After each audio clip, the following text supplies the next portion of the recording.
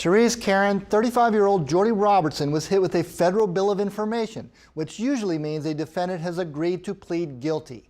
The 8-page bill charges Robertson with 1 count of cocaine conspiracy and 1 count of wire fraud for allegedly stealing nearly $80,000 that had been donated for his son's medical treatment. Jordy Robertson raised the money through a GoFundMe page and then a nonprofit he formed called It Takes Lives to Save Lives. The feds say that instead of spending the money on medical bills, Robertson spent the money on various New Orleans casinos starting in 2016.